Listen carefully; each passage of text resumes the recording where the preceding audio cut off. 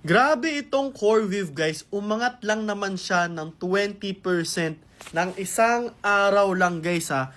At i-check nyo rin siya guys kasi unang-una ay naglagay po ng $2 billion dito si Nvidia. Papakita ko sa inyo. So yan guys, so nag-collaborate si Nvidia and CoreWeave para i-strengthen yung collaboration nila sa pagbibuild ng AI factories. And ayan guys, no, sa official release nila, no, na bumili po sila ng 2 billion in CoreWeave Class A common stock at a purchase price of 87.20 per share. And currently guys, 108 na po siya. So apparently up na po siya ng 20%. And to be honest, hindi ko rin to masyadong pinag-uusapan kasi at the end of the day, pwede kasing bumaba pa yan, no? And the reason lang din naman kung bakit mataas yung prices ng CoreWeave dahil siya sa earnings report na talagang na-beat yung expectations at sobra-sobra pa.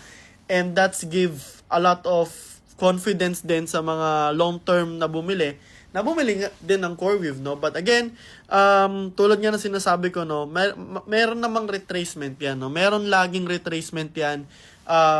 Sinabi ko na rin sa analyst ko kung saan magandang bumili ng buy area, no? So naghahanap na siya guys, no? Para din sa mga members natin sa inner circle, ano?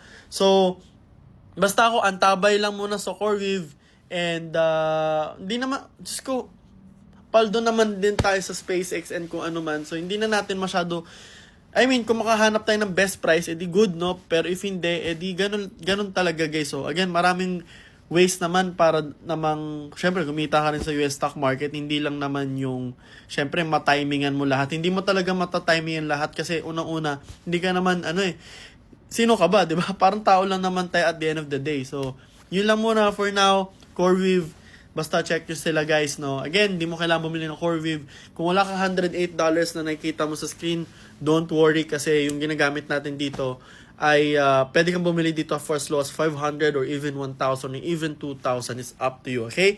So yun lang po and see you on the next video.